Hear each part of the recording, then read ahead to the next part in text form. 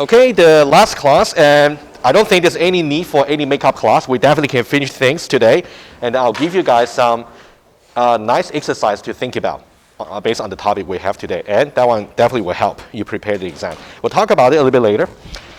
So today, just make sure you know that lab number 4 has been released. Make sure collaborate or just do the work and understand what's really going on for lab 4.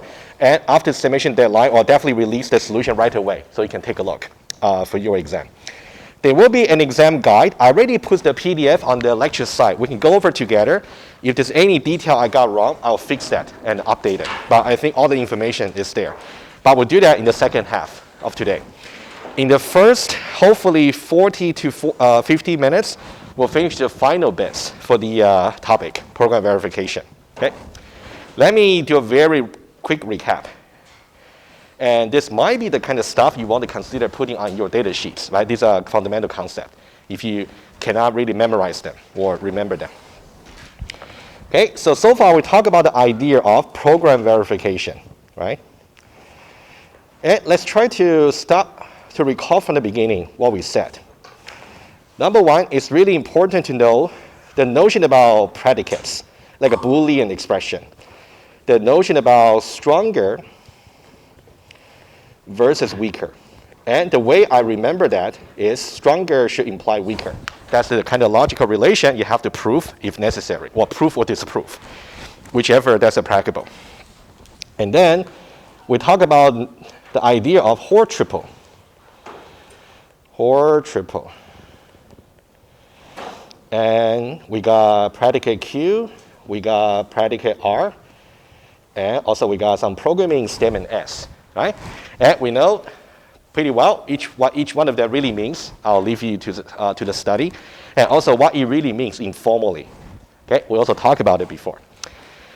And in order to really prove about the Hoare triple, we know that this is true if and only if Q implies WP for S to establish R.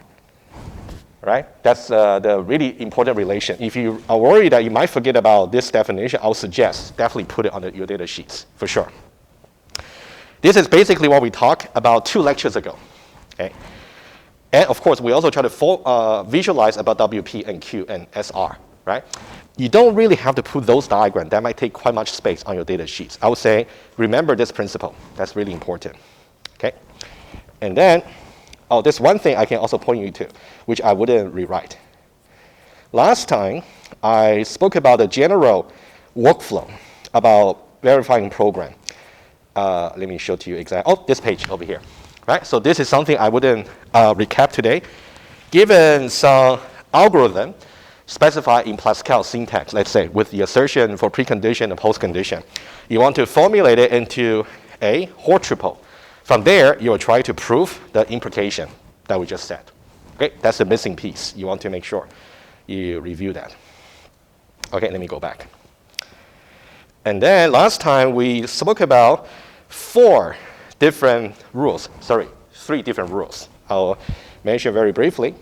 Okay, so what can be the S over here, right? Programming statements. It could be assignments. It could be if then else. Or it can be sequential composition. So these were the 3 that we spoke about last time.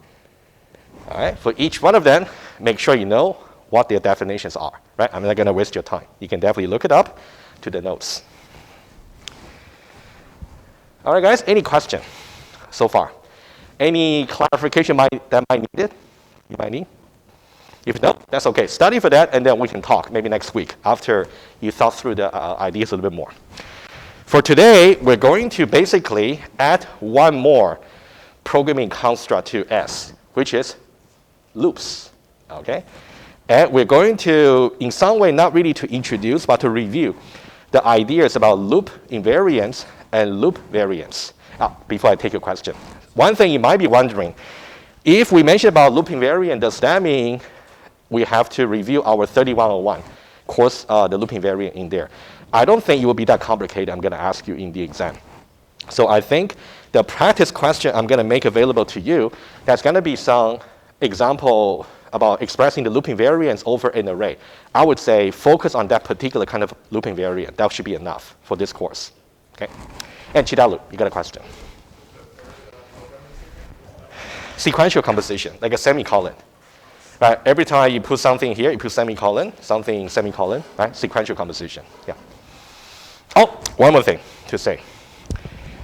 And in terms of the style of writing, since it's going to be a paper exam, so when you show the WP calculation,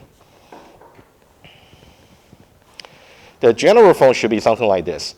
You start with something like this, start with something, you got to put equals to, and then you have to put some justification. And that one, it can be put into another line, and then you keep going. Basically, every time you want to make sure you justify properly every step, right? If you look at a sequential composition example, it's there. Okay, that's one thing. And another thing, which you will see that mainly in the exercise I'm going to assign to you, and I'll give you a solution to look over. Another one you can also keep in mind is how do you prove things? Let's say you already formulate your weakest or you already calculate this, you want to prove this particular implication, for example. Sometimes this could be complicated. In that case, you're going to follow also the equational style of proof. Okay? You basically start with some predicate over here. You can say that one is equivalent to, and then you put some justification over here. And then here, and then equivalent to some justification all the way to here. Basically, you want to prove that this is equivalent to this. Okay, that's kind of the style. You'll definitely see example in the exercise. I just want to mention to you right away. Okay? That's the style we'll expect to see in the exam. And I think for this equational style, I'm pretty sure I showed you one example already. I forgot which one it was, but if you can do the following for me. There was already one example done in the math review lecture. You can check it out. It's on the iPad notes. I forgot which one it was. Okay, equational style. Yeah, you can check it. Okay. And let's talk about the new stuff, which is about how we can verify loops manually. Well, I mean by doing some proofs. But I'll show you some PlusCal program as well. And if you look at the lecture site, the example I'm using over here, you will see under, well, basically the final few weeks where we talk about program verification, there is one TLA module over there. You can open that, and that is something you can look at as well. But we're going to go over in detail today. Okay? Okay, let's now talk about some slides. Okay, loops, and some very general reminder in case you don't know what a loop is. Well, that one should be quite obvious. Look at that very quickly. Right, basically, we want to do successive approximation. That means for every single step while we are still looping, we want to make sure every single step we're taking satisfies certain condition. That is called looping variance. And if you guys can recall a little bit back 1 year ago, when we talked about event B in 3342, we did talk about the ideas about invariance versus variance. So what we are going to review today are very, very analogous to those two ideas. Do you guys remember, roughly speaking, what the difference is between invariance and variance back in 3342, if anybody can recall? Gerard. Always want to be true. That's important. It's a Boolean expression. You want to make progress. Exactly. That's pretty much it. So invariant should be held true always. In the case of system, you want to make sure every event occurrence is going to preserve the invariance. And now we want to make sure every step in the loop is going to preserve the loop invariant. Similar idea. For variance, it's going to be some integer expression. The way we did it in 3342, just as a recall, we want to make sure the interleaving of the events wouldn't be infinite. In that case, you will run into some situation called life lock. So that's why we use the variant expression to express that. And now, loop variance is going to be something very similar. We don't really want to run into infinite loop. In that case, we quantified the number of iterations using the loop variant expression. That's something we'll see. Okay, I just want to kind of brush up your mind. We'll get there, don't worry. All right, for example, that's the example I'm going to assign to you. It's a very trivial problem, definitely at the first year level, but it's actually worth doing this exercise. Not today in class, but I'll assign to you. More like an example exam question. Okay, I'll make them available to you. Okay. And, okay, very hard to get right, indeed. And so these are just the typical error. So these errors over here, I call them partial correctness in the sense that they have nothing to do about termination of your loop. Okay, so you can see one off by one error, not establishing the post condition, or somehow the boundary cases are not handled very well. So these cases should be done related to partial correctness criteria. On the other hand, if you got infinite loop, in that case, that's about termination. You want to make sure you can handle all these conditions so you get total correctness. Okay. And let's now get into some very basic about the loop. And then we'll get to some refresher about the loop invariant and variant. I got some nice slides summarizing all you need to know. And then we'll try to go a little bit deeper into how we can formulate the proof obligation. Let's say this is the loop structure we're considering, the while loop. That's the only kind of loop you have to worry. No for loop, just while loop. Okay? And let's take a look. Okay? I think the only detail I want to bother you is the structure very quickly. Okay, for now, ignore these two. Okay? Don't worry too much. Let's say we have some implementation of using loop. Let's say this guy here is the loop, the implementation part.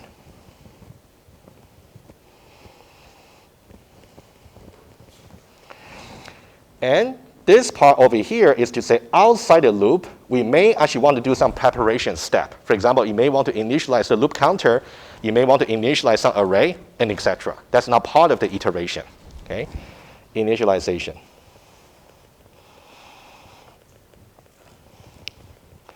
Of course, in general, initialization part itself can be a loop, for sure. But it can be arbitrary programming statements. And body over here is the body of the loop. Iteration steps. The very typical one, for example, I plus 1, right? It's a very typical way to update your loop counter, right? Just part of the body. And I want you to pay very much attention to this guy here, Boolean condition. Okay, very quickly.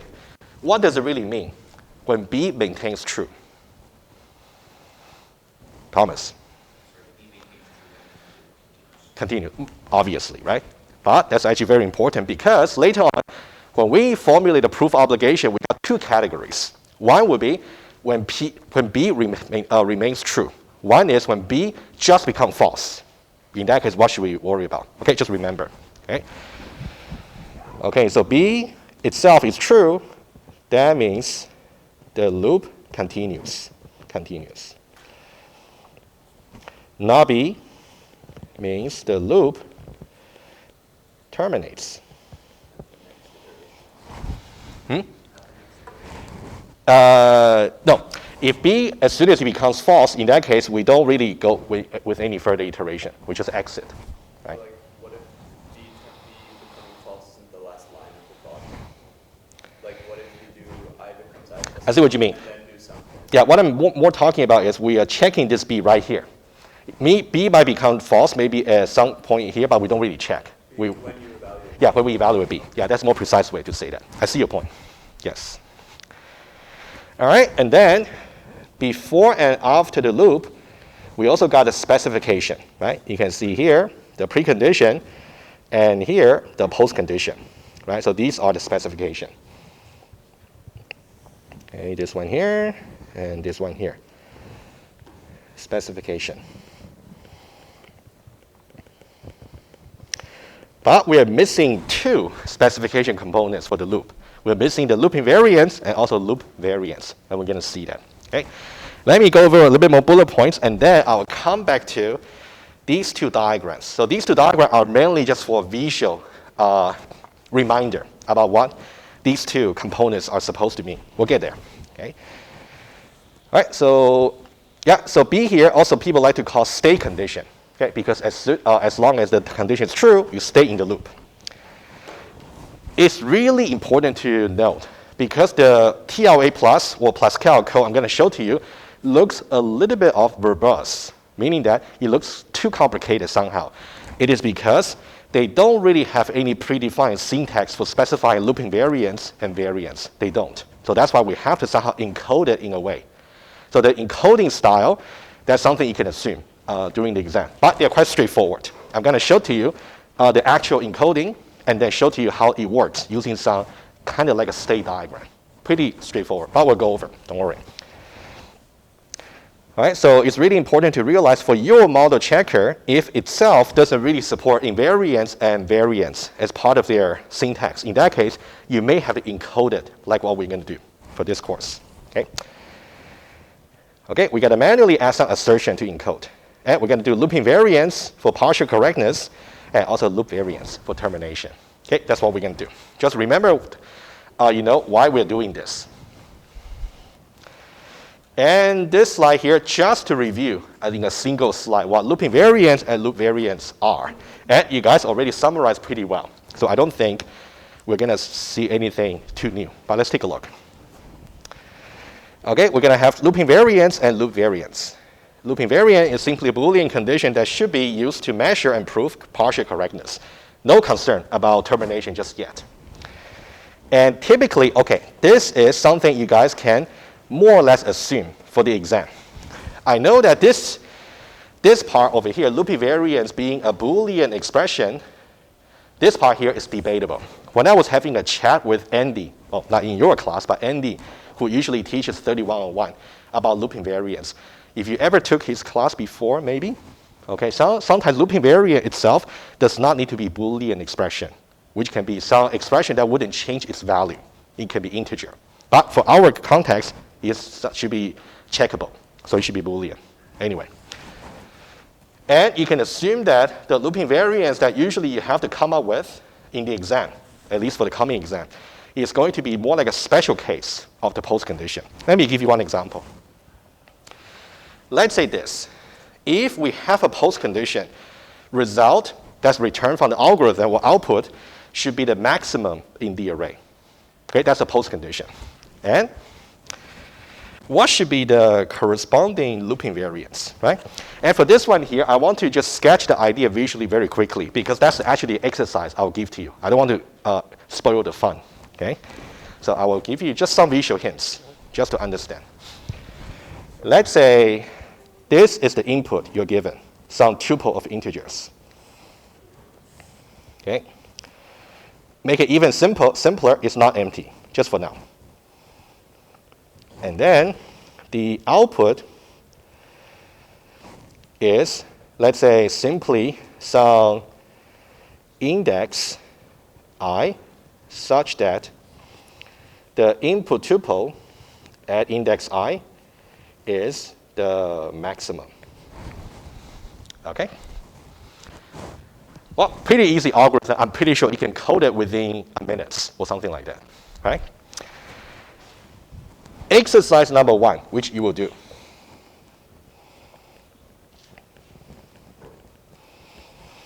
Write an assertion for the post condition. And I'm pretty sure you might need some universal quantification, right? To say simply this element here is larger than or equal to every element there, right? I'm already giving out the solution, which is okay. And now, the second exercise is about how do we write a loop invariant then, okay? Exercise number 2.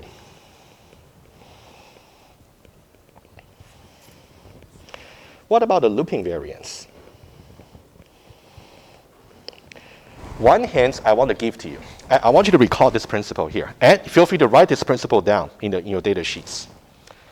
This one say, typically, the loop invariance is a special case of the post condition. The post condition over here is worrying about, let me be more visual. This one here is the maximum with respect to the entire array. Okay? How can we consider a special case? Stanley? Yeah, up to some loop counter, right? Good. Yes, I agree. Presumably, you will have, let's say, a loop counter j. And j will simply, let's say, start with 1 until the length of the input. Right? Let's say j, if somehow is currently pointing to here. Let's say we are done with this particular iteration. So that means the result or the output we have set so far should be the maximum, not for the entire array, but only for the subarray from 1 up to j. That's what I mean by a special case. Inclusive or not, that's a critical question. That will be part of the exercise. Mm-hmm. I would say once you get to exercise, it'll be obvious. How about that? Sure. Good. Thomas? Okay, that's fine. The looping variant here. Hint number 1, loop counter. Actually, I would like to actually answer Patrick's question because that's important. Should it be inclusive of j here, or should not be inclusive? It depends on where we increment the loop counter. You will see. It depends on how we increment it. And also at what timing we're checking the looping variance. Yes, that's something we'll see. The timing in which we check the looping variance will always be the same. But sometimes if you swap the order of the update for the loop counter, it might change the value. Right? Do we check the looping variance generally first thing in the loop? Or? That's something we'll get into. Yeah. We'll get into, don't worry. Yeah. But the principle is you want to make sure the looping variance will first be established before the first iteration and maintained at the end of each iteration. That's the principle. But we'll see exactly how to do that. Okay, at the end, that's true. Okay, hint number 2 would be inclusive of j, the loop counter, or not. All right, you guys can put some thoughts into it. That's kind of a tricky case. You need to take some time thinking about. Okay, very good. Looping variance should be established before the very first iteration, should be maintained after each iteration. And somehow we're going to formulate these two conditions in Hoare triple. Somehow. We'll see. Okay. And loop variance is going to be some integer expression for measuring termination. Do you guys remember, again, from 3342? I know it's been a year. Whatever you can recall. What should be the properties for a variant expression? Just mention one. Yes, I agree. Larger than or equal to 0, natural number. Very good. What about the other one? In some way, non-negative is bounded, right? It should be on or above 0. Another one. Always decrease, and Alice, is that what you want to say? It should be decreasing. Because as increasing, you have no bounds, right? Maximum. That should be always decreasing. In the case of system variance, it should be decreased by every event occurrence. In this case, it should be decreased by every iteration. Okay, we'll see. Okay. Yeah. And for our special case, I think for this course, we'll just make it even simpler. Somehow the variant expression we're going to come up with is going to just about the number of iterations remaining. So when it gets to 0, that means you're now ready to exit from the loop. Okay. Still, natural number. Okay, decrease and non-negative, very good. So these are the two properties. And we're going to show, using loop invariance and loop variance, how we can prove about total correctness. One more summary, and then I'll visually summarize as well. Loop invariance is only for partial correctness, nothing about termination. And loop variance is about termination. Okay, very good. Let me just draw two more diagrams, if that helps. Okay, we can start with looping variance.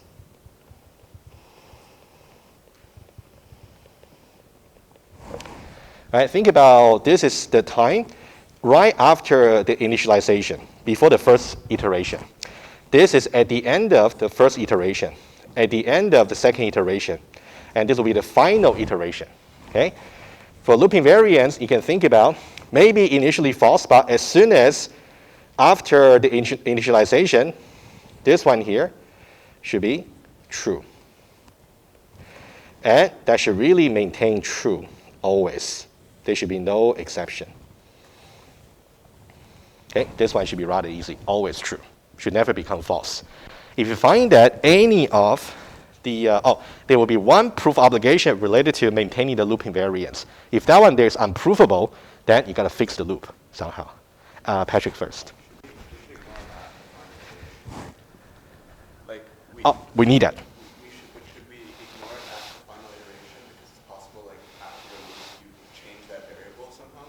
No, it's a strict requirement. Very good. Strict requirement is at the end of the last iteration, loop invariance should still be true. And then combined with the state condition being false, it should imply the post condition. That's one of the post condition we're going to do. Is that not implying that like there's no code after the loop? No, this is just showing the iteration. Yeah, yeah. But So thinking this way. Yeah, let me be more explicit about the special case. Let's say over here, right? So this is to say at the end of the last iteration,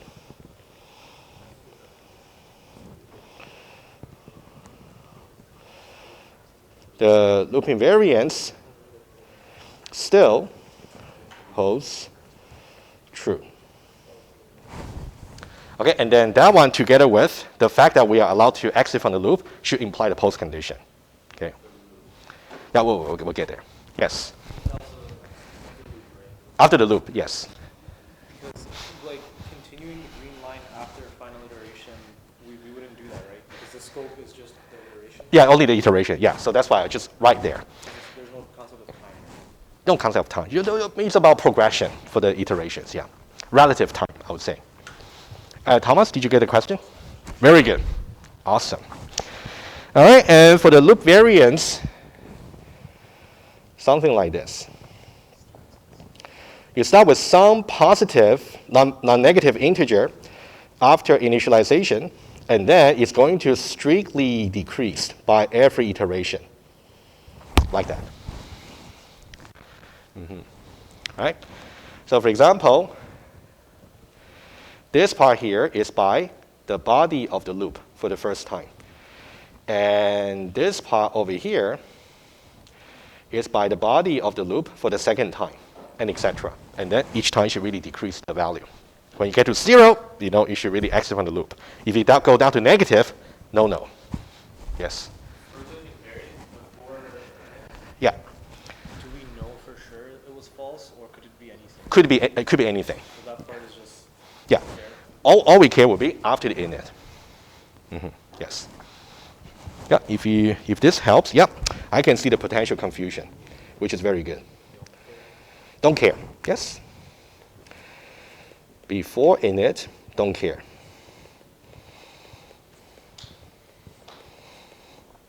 Awesome. All right, let's now move on to see how we can encode the loop invariant and variance in PlusCal. Okay, so this will be the syntax. Let me just go over very quickly, and then we'll study each part. Pretty much like how you did your programming test, very consistent, so nothing very surprising. The only thing that will be new to you guys will be this part here. So you can easily define some macro. It's more like a C macro function. I here is like the invariant, and V here is like the variance, because we are going to check that at multiple points in the loop. So it makes sense to really have some macro function, so we don't have to repeat. Okay, when you see the example, you'll see why. So constant here, presumably we'll put some input list over here, and then we have some algorithm, and the variables here can be local variables, can be also output variable. And we also got variance, and since there's no variance syntax in PlusCal, so we have to encode it ourselves. So we got two variant right over here. One is about variant like a pre-states. It's like the variant value at the beginning of a particular iteration. And variant post is like the variant value at the end of that particular iteration. And we should make sure it's strictly decreasing. Yes? Is it specific reason you chose? No, I get it. I was going to say specific reason you chose integers instead of booleans. I realized that we're talking about the variance. The variant, yes, yes, yes. Yeah, again, so I here is the invariance, and variant here will be the integer. Now, this is just abstract syntax, like with not very specific, but we'll see some specific example. Okay, and then we have some precondition, right? In the beginning, okay, you can assert some precondition. If you don't see any assert over here, that means as if precondition is true, assert true, as if. And we have some initialization. After initialization, we should establish the loop invariance. That's why you got I over here. Okay, and then after that, we can now this part here I'm going to annotate in a moment, but this part here is the starting point of the implementation that involves a loop. I'll get to you. Just give me one moment. And in the beginning of the loop, we're going to capture the value of the variance just to know, just so that we can compare later. And then the body of the loop, and then we capture the variant value after the implementation, right? And we're going to do some assertion here. Number one, the variance should remain to be non-negative. And we want to make sure the variant has been strictly decreasing. The post-variant value is smaller than the pre-variant value, right? And finally, the invariant is maintained. That's kind of the structure. Let me do one more thing, and Chidal will answer your question. Let me do one more thing, okay? If you look at what we just went over, it just takes some time to get used to it. Let's see this. Okay, so this part over here, just in case you forgot, this is about the input. And this part over here is the output. And think about the implementation. Think about here. This is the body of the loop. Body of the loop. And what about specification? Precondition, oh, let me use maybe here. This one here. Let's start with something bigger. These two are, so that's a precondition. That's the postcondition. And then what we check over here, number one, this one here, and this one here. If you look at the two pink,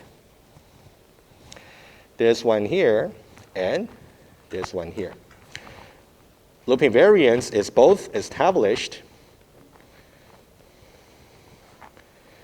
and maintained.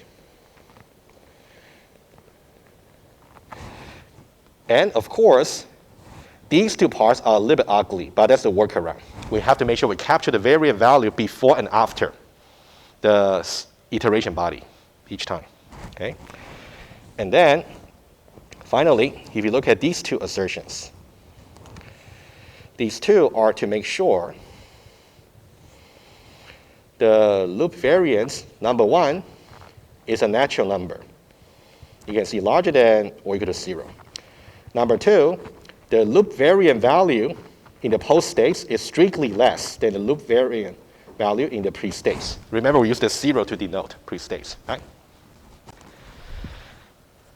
So in the exam, you can assume this will be the structure you might be given, okay? And what could change? I might give you something here, Q. I might give you something different as R. I might give you something different as the body of the loop, right? It could be itself that might involve conditionals, right? And also the state condition here could be different, right? But there's a general skeleton. Before we see one concrete example, why don't we take a look at some state diagram? It might help further, okay? Take a look at this. By the way, let me just, for you, in case you have to rewatch the recording, let me just show you the correspondence. In the beginning, we have to check to see whether or not the precondition is satisfied.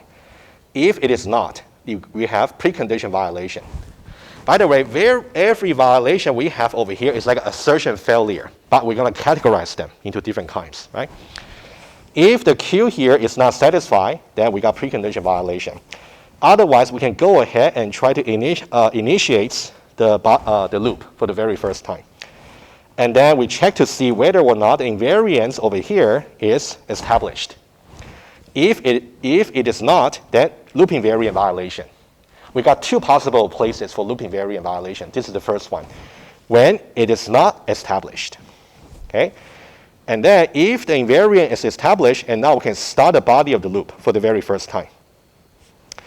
And in this case, we're going to check to see whether or not the state condition, the B here, if we go for this way, this means state in the loop. And this part over here, you can see not B. That means to exit from the loop. And what does it really mean when you got a post-condition violation? That means this condition here is false. We exit from the loop. At the same time, this post-condition is false. That's when we got post-condition violation. Okay?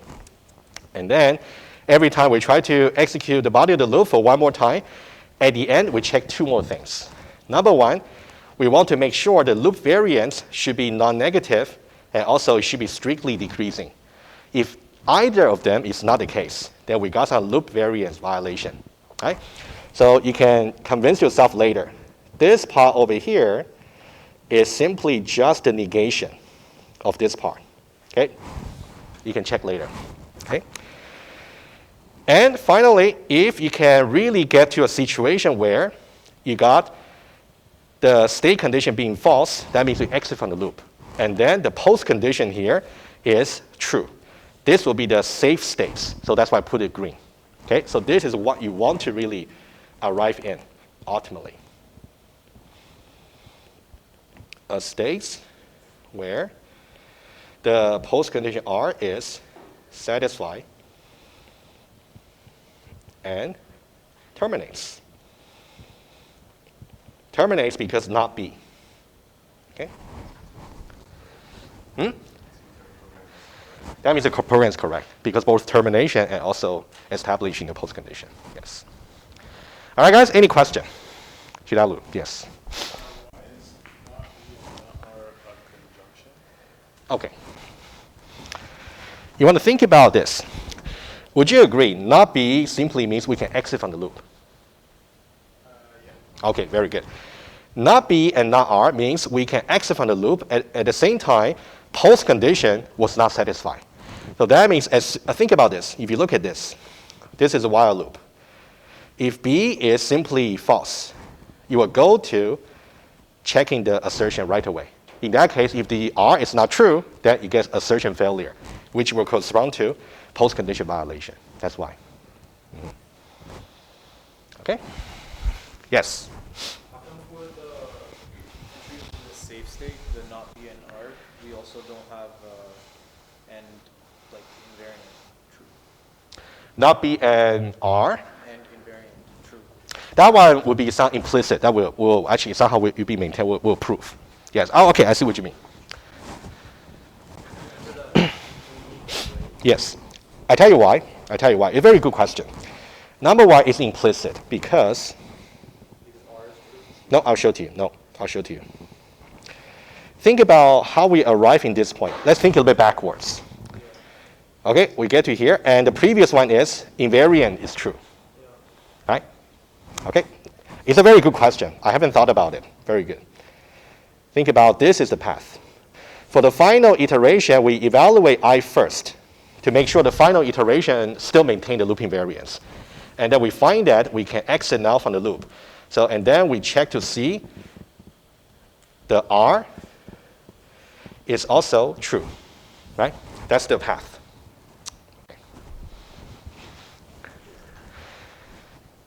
All right, guys, any question about the diagram?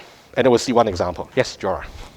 We have, if we break from the loop, Yeah. and then let's say there's some code underneath our loop. Mm-hmm. So right when we break from the loop, let's say not R holds, but then through the execution of the remaining code after our loop. Very good. That's a very good question. What Jorah was asking is also possible. Let's say, for example, let's say you still got your post condition over here, but let's say I inserted some lines of code over here. in that case, of course, the meaning will change accordingly in the following sense. You want to, when you first exit from the loop, the post condition does not necessarily have to establish right away. After these lines of code, and then this will be established. You want to see where the assertion is put. So what I put over here is only for this form over here. So it's similar to like a break condition where we're evaluating R at post condition. Exactly, yes. Okay, I'll put it down. It's a very good insight too. Let's say in case there is some code between end of loop and assert R. Yeah, in this case, sorry, I'm running out of space. I'll continue from here. The R only needs to be established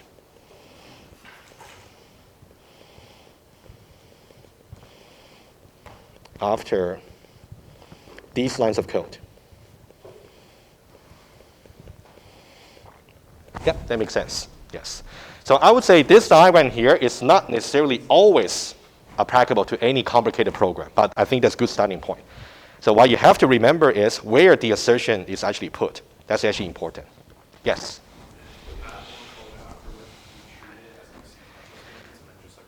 Absolutely. Yes, sequential composition. So that means when you do the calculation, you have to do sequential composition for WP and then do some loop. Right. That's exactly right. Yes?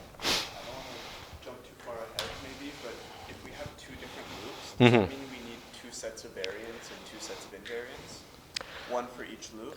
You mean nested loop or? No, two separate loops. Two separate, one after the other. Do you reuse the variables, or like how would this kind of PLA change? Yeah, you're talking about maybe you got one loop over here, followed by which you got another loop, right? In that case, of course, you will get invariant for this one here, variant for this one here, invariant for this, and variant for this, for sure. For a nested condition, similar? Similar. Okay. Similar. Okay. Okay, let's get the basics understood first. And then everything that might be extension or new, you can try to go from there. Let's take a look at one very simple example. Just make sure that one's okay. And then we'll let you do the more challenging one as exercise, okay? Like an exam question.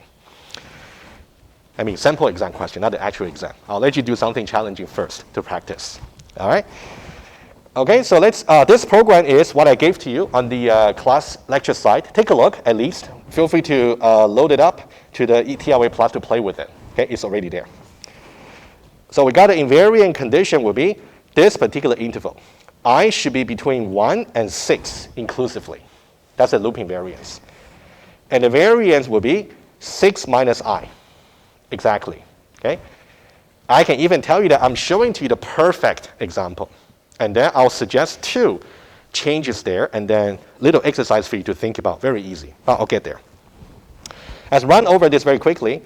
We check to see whether or not the looping variance is established. And here you can see some stuff is missing.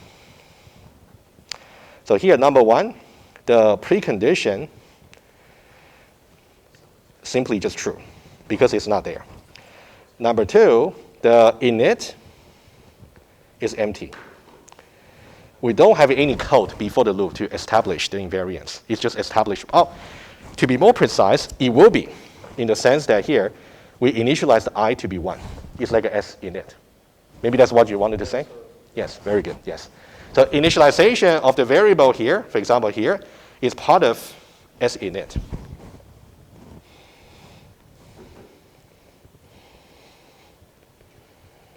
Okay? And while I is less than or equal to 5, right, we're going to increment I just each time, very easy. And we got a variant here, and also we got a variant post, right, over here. And then we simply check to see the 3 conditions I said before. Okay? Let's say we don't have post condition. We just want to trace the loop just to begin with. Jora. If we initialize a variable in the variable section and then we, like, for some reason, we initialize it before the loop, is that whole section considered the init section? That's the init, yes. I would say init section basically start with the initialization of the output and any code that's before the assert I. Yes. That's right. All right, for this one, let's do a little bit more quickly. It's not difficult loop. I'm pretty sure it's just at the first year in the beginning, right? Okay, so I'm going to do it this way. End of iteration 0 means we are just initializing it. End of iteration number 1, number 2. How many iterations do we have in this loop? How many times? I'm pretty sure you can answer that, right? 5? Okay. Okay. So now when I say 0 over here, it's after the init. I will just be 1. Well, so when I say 0 here, strictly speaking, it's not an iteration. It's just preparation step before the first. So that's why 0 here. Okay. So yeah, how about just say s init to be more precise? Yeah. I know it's not exactly precise. I like the precision you want. All right. After the first iteration, I will become 2. And after this, I will become 3, I will become 4, I will become 5, and I will become 6. So what does that mean? That means at the end of the 5th iteration, I being 6 is going to violate the state condition to make it false. So we exit from the loop. Right? I'm only tracing the I here, just for now. And then we'll try to see how these 3 things will change. Okay, let's go a little bit further. You can see the B here. Oh, B is basically the condition here. This is B. Okay, less than or equal to 5. So in the beginning, 1 less than or equal to 5 is true. That means go for the first iteration. And go for the second iteration. Go for the third. Go for the fourth. Go for the fifth. And this one here tells you don't go any further. All right? Up to now, every tracing is at the first year level, right? Nothing new. Let's now take a quick look on how the I and V are going to change, okay? When you actually try to do the challenging exercise in the sample exam, you're going to follow a similar structure. I'll suggest draw a similar table like this. That will help, okay? Okay, so here is I established by this, based on this. Indeed, what? Between 1 and 6. And true, okay? And then true, true, true, true, and true. Right? So right at the last iteration, it's still true, okay? You want to think about this guy here tells you it is established. And between iterations is maintained.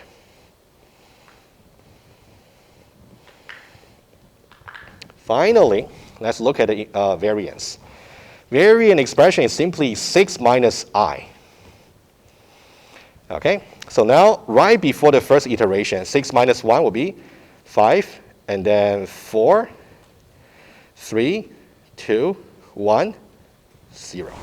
If you do the calculation, okay? What we can observe is this. It is always a natural number, right? Every one of them is larger than or equal to 0. To be more precise, we only check at the end of each iteration. So these are the values we will check, not the initial one. Okay, I'll put a parenthesis over here. That one, just for us to begin with. Okay, so you can see each one of them is larger than or equal to 0.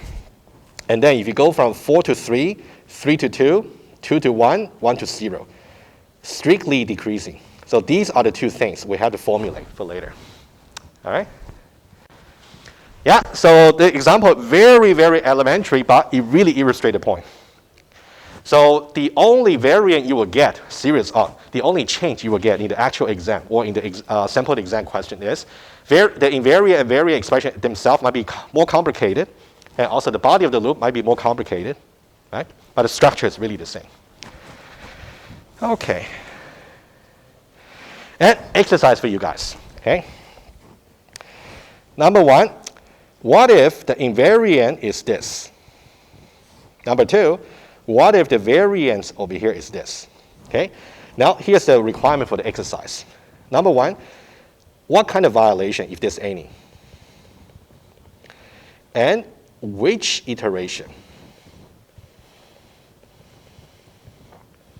Okay, think about this. Little exercise for you. You can go back to the tracing table here, modify a little bit, and then try to find out. Okay? Chidalu. Did we say invariants have to be greater than 0? Greater than or equal to 0. Oh, okay. Yeah, it should be a natural number. Yes? Hmm?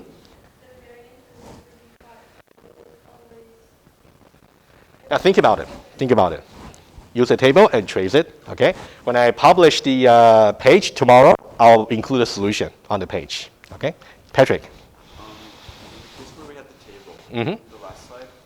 Yes. If the loop invariant is not established, for example, at like Here. state 0, yeah, this still counts as a loop invariant violation. Indeed. Over here. Exactly here. So when we talk, yeah, very good point. So when we talk about loop invariant violation, could be either when it's not established or it's established but not maintained at some point, right? Yeah, exactly over here. Yes. Very good. All right, guys. Very quick diagram to summarize. This one comes from some paper. Also, they talk about loop invariant. This one here, if you already understand this, that's perfect. This one here, just visualize it. This is to say, as soon as you start with the initialization of your loop, S in it, and then as you go for as many iteration steps as you like, they should really fall within the loop invariance regime over here. Because remember, every predicate can be thought about as a set of satisfying value. So we should always stay within the invariance. Okay? Invariance established and maintained. Always. And think about this guy over here is the final iteration.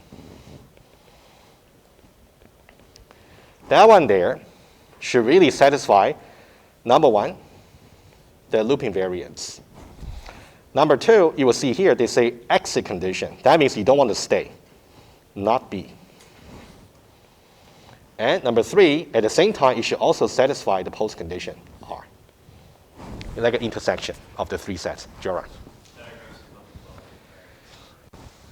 This one kind of put everything together. He put the invariance and also condition for staying and also the post condition. Nothing about variance. That's correct. Kind of implicit in the sense that at some point you should really get to here, get to the last iteration at some point. Yeah. Okay. All right, guys. Final point, which wouldn't take too long. Okay, final point.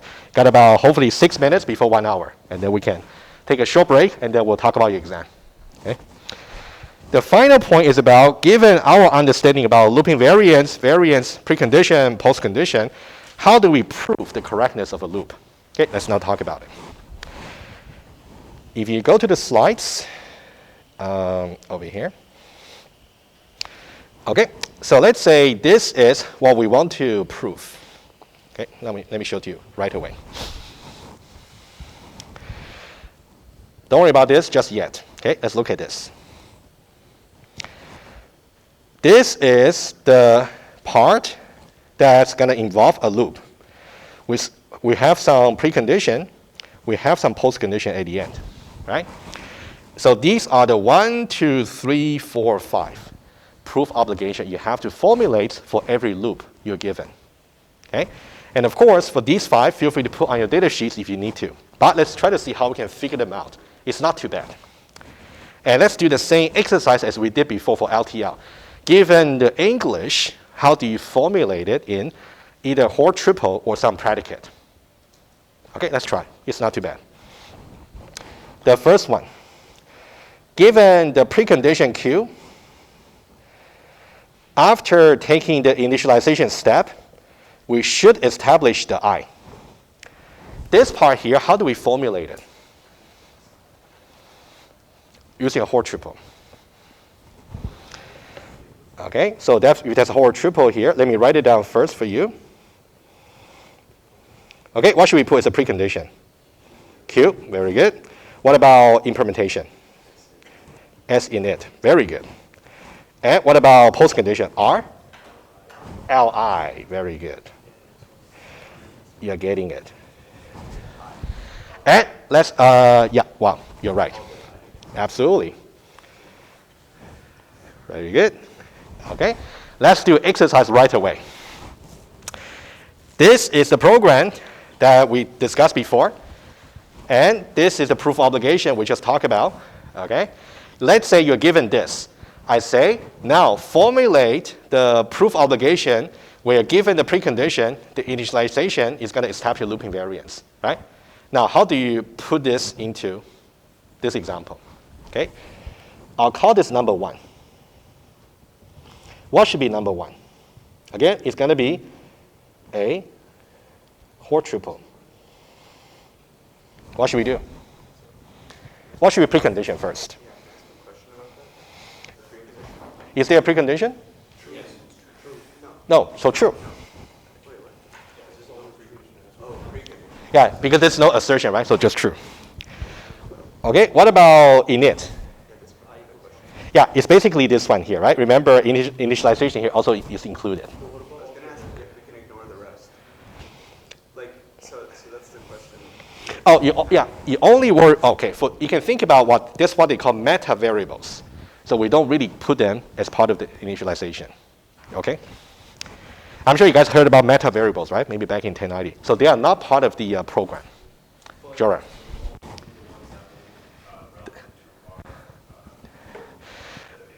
Yes, exactly. Yeah.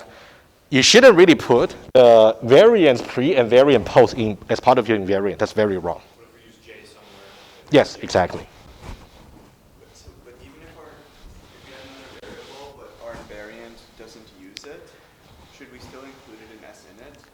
Like if we had J, but it's relevant inside the loop, but not the invariant? Yes, I would say every initialization that's in there, you should really put it. Even though it may not, even though it may not help, but you should really put it there in the first place. Yes. Would it be wrong to put the variant pre and variant post? No, you shouldn't put it. You should not. It would be wrong. It will be wrong, yes. Because as I said, they are not really part of the loops we are trying to write. They are just for measuring the actual variance. So that only applies to variant variables. Yes. Any other variable, it's fine to put it in there? Anything other than these two. How about that? Okay. I'll write down explicitly.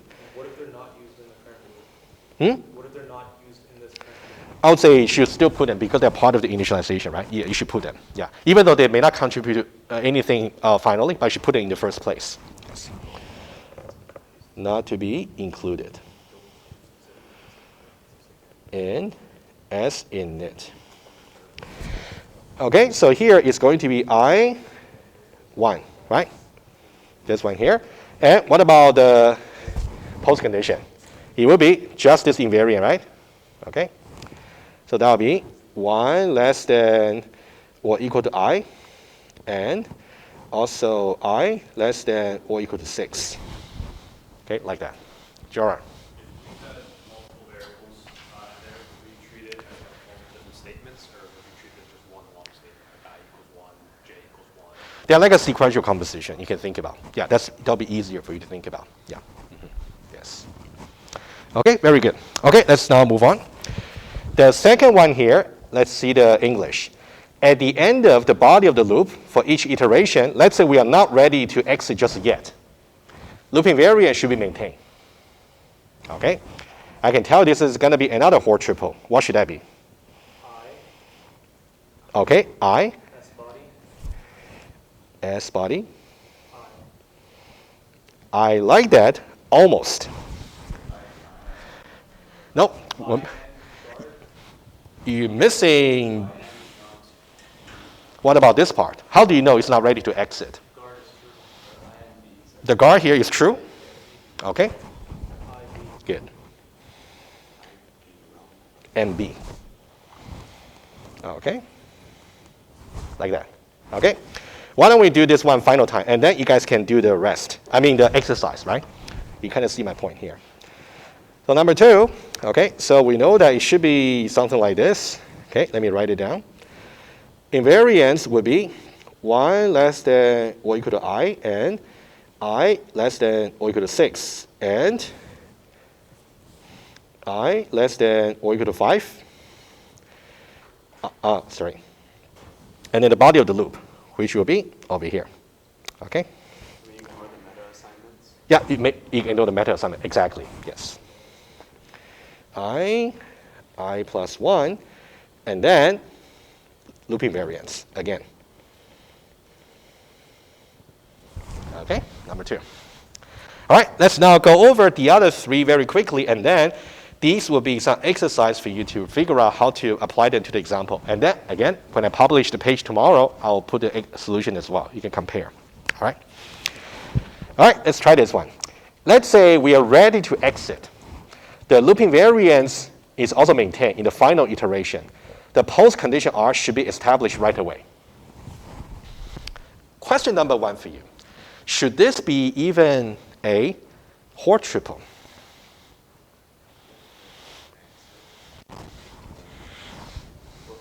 Yes, there's no part, there's no like middle part. Yeah, there's no middle part, right? You're right. You can just put true in the middle. No true is not really a programming statement. Like a skip, right? But we don't have skip. You're right. Theoretically, we could, but there's no skip, right? I like that, but no. 1 equals 1. 1 equals 1, yeah. Very good, very creative, but sorry, no. So, huh? Implication part is right. We might just need an implication, okay? Ready to exit. What's ready to exit? What is that? Not B, right? You guys are following, not B. And also, maintain implies R. This is the only proof obligation where you don't need a Hoare triple. Okay? Okay, the other 2, very quickly. What about, okay, up to here, these are just partial correctness. And these 2 will be about termination. Okay, let's try this. Given loop invariant is true, and we are not yet to exit, that means we're still within the body of the loop, right? We're still running some iteration. The body of the loop should maintain the loop variance being non-negative. This one, Hoare triple. Okay? Again, let me put down the skeleton for you. Okay? What should be the precondition? I only? I and B, yes. Because not yet to exit. I and B. And this one is obvious, right? Body of the loop. Now, what should be the post condition?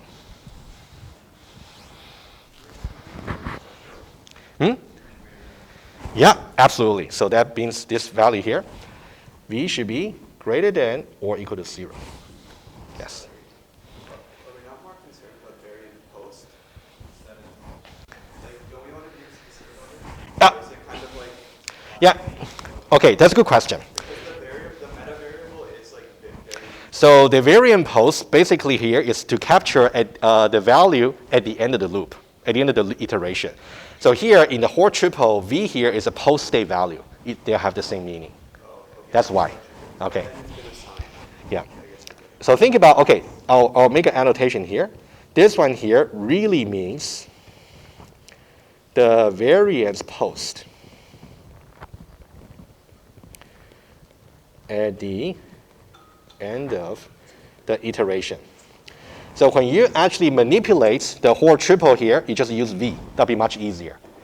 And, oh, by the way, guys, how do you refer to variant pre? What should be the notation? V0. Or V now, I see. Okay, I see what you mean. Yeah, yes. Okay, good. Okay, final one. Final one. Given loop invariance, and we are still running some iteration, and now the body of the loop should really decrement V strictly.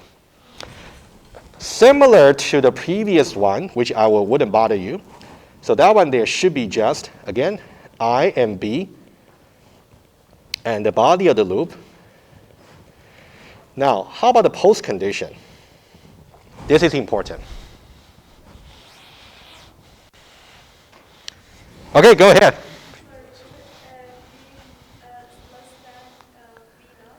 Yeah, V less than V naught, yes. Yeah, because what? How can you, what? This is basically what we're checking here, exactly, right? But we don't use the meta variable, right? V strictly less than V, 0. V null. Exactly. Shouldn't it be V naught and the one above? Like if we're going by that logic, or No. oh no. No, this one is about non-negative, right? Yeah. Yes. But shouldn't we also have V lesser than V naught and V greater than? We do this separately. There's two separate concerns. Okay. Do separately, yeah. You can think about we try to prove this one and prove this one. It's as if we prove the conjunction. We want to simplify each individual proof obligation. Yeah. Well, you guys asked a very good question today. I like it. But nonetheless, that's it. All right? That's the whole course. All right. So let me just tell you what you should do. Okay, the slides, study them, of course, and then I will give you guys the exam sample questions. Definitely by your study day, for sure. And I'll put a solution at the same time. Okay? By Tuesday, by the start of your study day, you can look at the exam question. Yes? Yes. Okay, let's, how about this? Why don't we take a very short break, 2 minutes, and then we'll talk about your exam. Guys, before that, any question about the material? Yes, go ahead.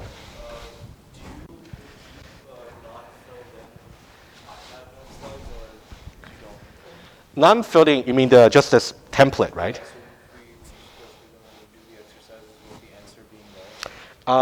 You mean just for today's lecture or for everything?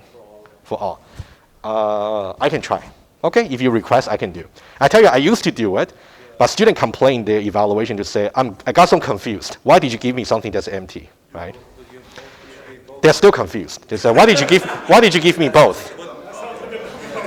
The reason I ask is because when you see the answer, Yeah. if you don't see the answer, No, it's a valid request. If you guys request it, then I'll do that. Okay, no problem. really, really helps doing the Yeah, no problem. I'll do that. So tomorrow I will publish this note, and also I'll give you the template from the beginning until the end. Okay? Yeah. Modify the third condition to account for like extra stuff after the loop. Because like I understand this is kind of like a template. Because if the loop has more after it, then we're not immediately interested in the post. That one there, can I? You want me to address? Okay, how about let's take a short break first, and then after break I'll talk about it first. Okay, guys, take a 2 minutes break. Are we doing attendance? Not attendance. I know almost everybody's here. Maybe.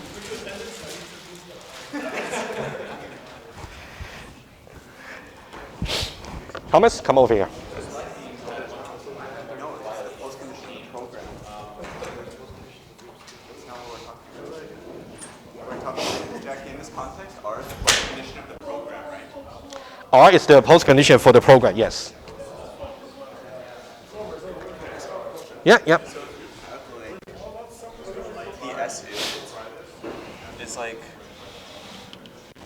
both I equals 1 and J equals 1, right? You have one loop here that only deals with like I. And then you have another loop down here which deals with J. Is the init for this loop this whole portion, or is it just this statement? It's a very good question. Because technically, like everything before the loop is apparently the init. Because this might even do something to J in theory, the other loop. I would say treating that way is actually okay. It's valid. Okay. But an easier way to prove it might be like this. Reference all J. Yeah, think about there should be some intermediate thing over here you can calculate. Okay. This one here, let's say maybe R1. Okay. What you may want to do is prove that this loop here is correct with respect to this R1, intermediate one. And then this, yes, and this will be the precondition for this. And then after that, it will be the overall post-condition. R2, okay. Yeah, something like that. But so then, in terms of the initialization for this loop, we'd only be considering code between here, or is it still the whole thing? Well, it depends on, let's say, yeah. In context, if it's only initialized here, then it kind of makes sense to just say, oh, the only initialization for this loop is this J. But if there's stuff happening in between, then It's tricky, I know. Yeah. So I would say in this case, if you can somehow know what the values are for all the variables, that could be some, like a sequential composition of assignments. And then this will be the precondition, right? yeah. And then from there, this will be the initialization for the loop. And then go for the body and then the post condition. This will be just another. Is this too much for the test? This the might, exam? Like even like nesting loops is a bit much. I would say if I do give you something like this, let's say, It would be very I'll- explicit. it will be explicit, and I'll give you some hints about how you might handle that. I wouldn't say it's impossible, but I would say it's on the hard side for sure. Yeah, because it can be interpreted in many different ways. So unless you explicitly said like, hey, this is Yeah. how you should treat the initialization for the second Yeah, for loop, sure. then some people might do it one way. some Yeah, might do it yeah. I would say if I really give you something complicated, I'll give you guys maybe some hints about how you should really tackle that to save time, right? Okay. Yes, gotta be quick, and I then I'll just go. want to ask you a question about the. Yep, come on here. Slide. Come on here. Slides or page? Do not remember. I don't have anything. I have my own notes open. It was one slide where you had a bunch of the violations listed. There's 4 of them, and I missed one of them. Like right here. Precondition, loop invariant, postcondition, and Loop variance. yes. Okay, I thought so, but I. Good man. That was all. Thank you.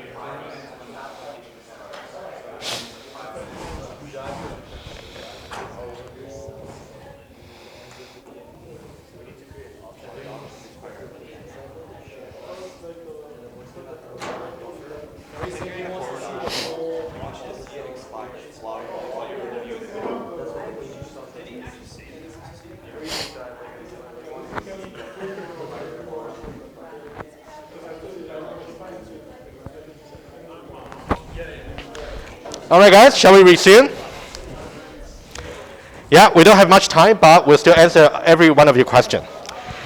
Before we talk about your exam, can I just address the question posed by Patrick before the break? Was it Patrick or Jorah? Sorry, I forgot. Anyway, whoever. I don't really distinguish. Okay, it's a question. Nice question. Let's say this.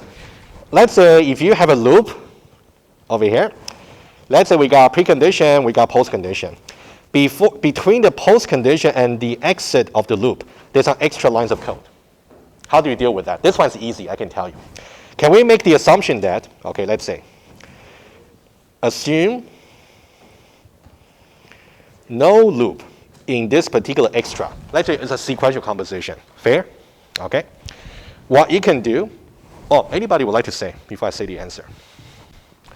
It's already a big assumption there's no loop. Then we use the other 3 rules, so sequential, Which one? any of them. Any of them. Okay. But what kind of expression would you put? Basically, what we want to do is we want to collapse this guy over here to be something else in order to be treated as the post condition that will go right after the loop. What should that be?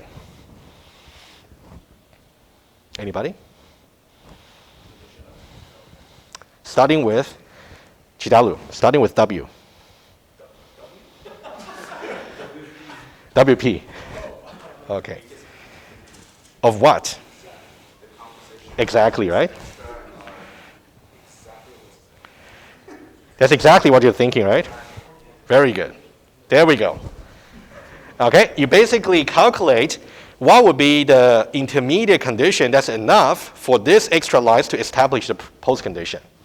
That's like the loop postcondition, right? Yes, exactly. So you calculate this and then replace the whole thing here just by this. Okay, good.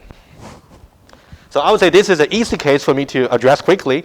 There might be something more complicated. If you got a question, ask Chidalu. Good. Good. All right. Okay, let's talk about your exam. Let's start with the important question. Your exam is next Friday, right? Yeah. By the way, 9 a.m. It's 9 a.m. 9 a.m., not p.m. Actually, I'm not very happy with that either, but yeah. Yeah, I don't know. Okay, so that's your exam. So guys, I don't think it's a good idea to hold your review session on this day. That's too late, right? Tuesday, I really don't want to bother you. This is a study day. You may want to catch up with other things too, right? So I thought maybe this would be the best. And also suggested by Vanessa, it might be nice to hold some office hour on the same day. So if you got some question you want to ask me in person or one-to-one, that's also fine. All I want to know is, let's say we're going to hold it on Wednesday, April 12th, what time works for you? I would prefer to go in person because I might need to be on campus on that day. The earlier the better. Or not in the morning, right? 4 a.m. You can count, that's okay. That's too early for me. Yeah. I'll still be recording it. But yeah, but you know, if that's in person, you guys can just call, ask me questions, I'll record everything. What about hybrid maybe, where we can have Zoom chat, maybe we can address that, because Zoom chat is okay. You know, I'll try. I'm not very smooth of holding Zoom and this at the same time. I cannot guarantee. Okay, anyway. So let's say in person, just for now. Okay, so Wednesday. As long as you make a Zoom, someone who is here can just monitor the chat there. Yeah. And like tell you if there are questions. Like you don't have to do it. You mean somebody will open the Zoom and then, Yeah. And then if somebody asks a question in the Zoom chat, then who should hold the Zoom then? you should be maybe broadcasting just from your iPad, and then that way people can watch and then pose questions in the chat. Someone here can relay. Okay, guys, you know, I'll try my best. If somehow the technology is really crappy, don't blame me, right? I'll try my best, okay? But try your best to come. So let me ask you the time. I'll be here in person anyway, okay? Wednesday, April, sorry, I forgot. 12th, yes.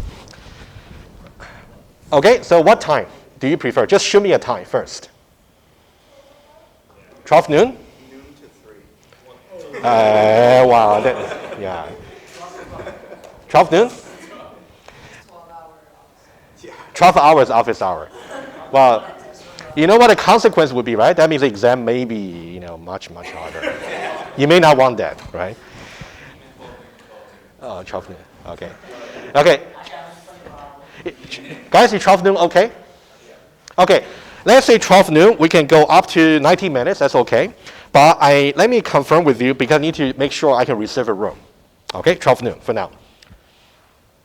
And then tentatively, I can say after that, I can also hold some office hour. You can still come by. Okay, that's tentatively the plan. And let's spend about 2 to 3 minutes. I will go over with you the exam guide, just in case you got any question. Okay, the PDF is already on the lecture site. Feel free to open that. Over here, final exam. Okay. Oh, actually, that's on my iPad. I forgot. There we go. Okay, so 9 to 12, Friday, next week. Okay. In person, written test, 50%. And then that's the site, not the Tennis Canada Center, I don't think. It's the other big one. Okay. Yeah. Make sure you look up how to go there. I need to look up too. Yeah, it's been a while since I've been there. Okay, anyway.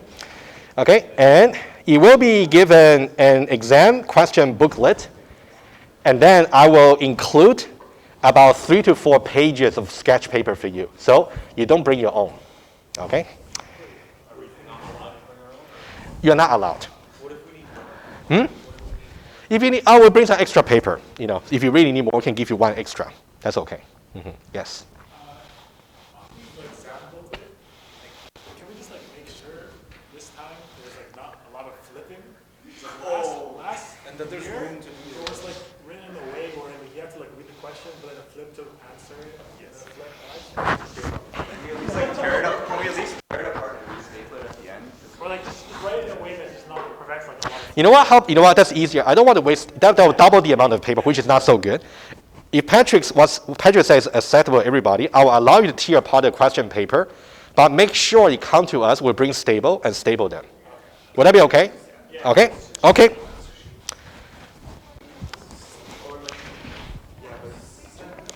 Yeah.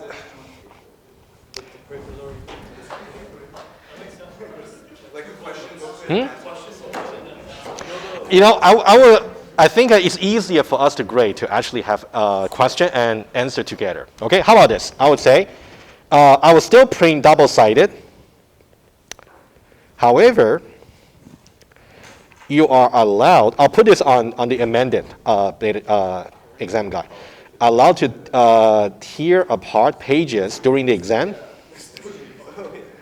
Wait, but Jack, if it's double-sided, tearing won't necessarily help either. Because if it's Well, just easier to flip, right? You know, easier. It's easier. Yeah. What if we had like just paper and then like a booklet? We just like mark it. Do that?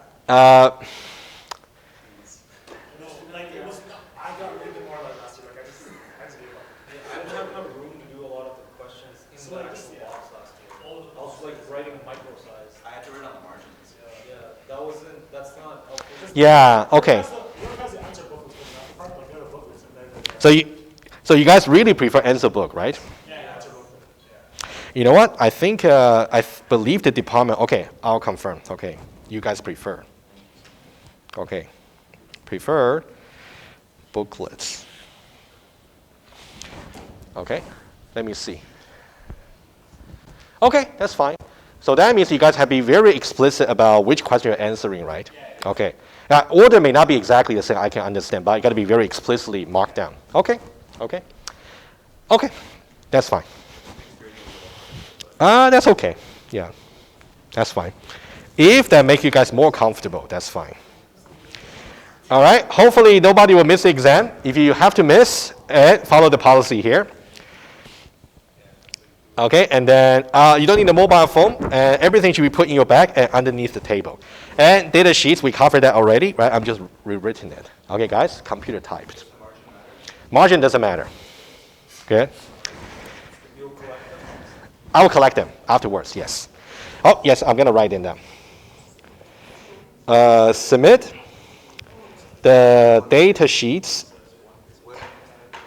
after the exam.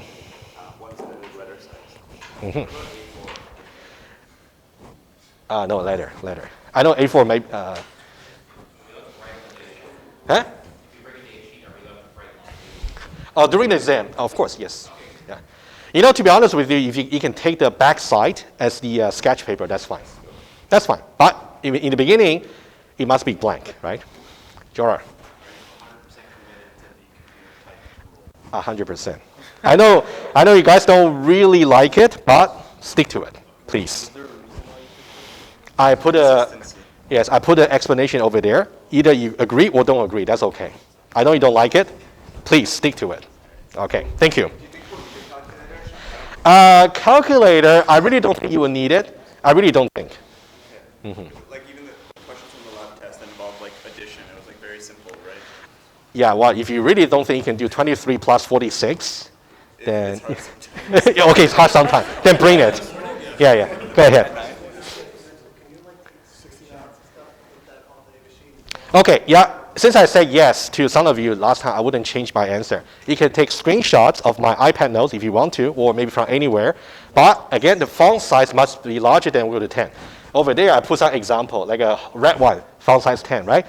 Don't put anything smaller than that. That'll be fine. My writing is font size 10, like take a screenshot and shrink it. Yeah, exactly, shrink it, or How do you know it's like well, 10? compare with that. Compare it. Yeah, compare with that. That's why I put the example there, right? Just eyeball. Yeah. All right, good. All right, okay, let's do a little bit more, and then I'll let you guys go very soon. I know we are running over time. Yeah, if you really want to bring simple calculator, be my guest. That's fine. And, okay, make sure you bring ID. It's so important. Oh, disjunction here, right? Oh, yeah, exactly. Yeah, exactly. Okay, and then, okay, coverage, everything. Okay, as easy as that. Oh, sorry, as simple as that, not as easy. Not really. Oh, you know what? I really don't want you to do make sure you don't regret not studying that. So when I say everything, starting from introduction. So, you might ask us like, what's the difference between safety and efficiency? Something like that, yes, that's okay. I wouldn't really ask you very specific detail of some case study, not really that. But I might ask you some conceptual question. Okay? Bridge controller, no. I'll save you some time. The concept, not the details about the bridge controller, but concept of encoding event-based system, that might be there. Prerequisite logic and set theory. It could, yeah, whatever we review in the math review lecture, yes. Yes. I have no idea. I haven't written the question yet. That will be the fun I'm going to have over the weekend. Yes. Yes, please. Last time it was like 200.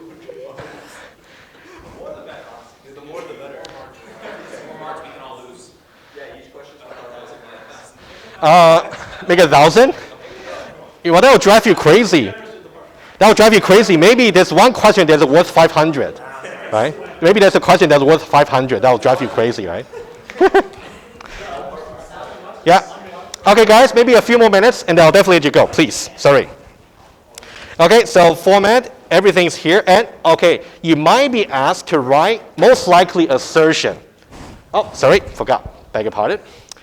Most likely, you will have to write some assertion in PlusCal syntax, most likely. So make sure you get prepared for that. And study tips, yeah, you can read it. And example question, by your study day, by the end of Monday, I'll make sure I give you questions and solution at the same time. Patrick first, and I'll take. Yeah. How stricter are you going to be with like the PlusCal syntax?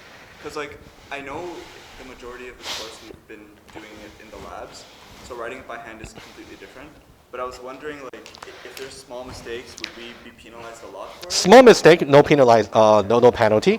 But I would say it should be within reasonable, right? Like, you should be able to tell what we're doing based on. Yeah, no, especially let's say for quantify expression, it should be valid, right? Okay. Yes. You know, I would say, I can say, very unlikely you'll get any multiple choice. I would say you might get, but you already got enough multiple choice in your written test. I would say very unlikely you'll get multiple choice. Yeah. Yeah, Thomas. That are in PlusCal, could it be anything, or could it just be assertion specific? It could be assertion. I might ask you, if I really ask you to implement algorithm, it wouldn't be to the extent like what you have to do for the programming test. But I might ask you to do some simple one if I have to, right?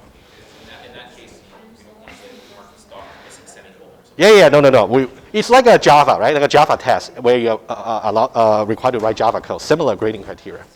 All right, thank you so much, and I'll see you next week in the review session if you can make it.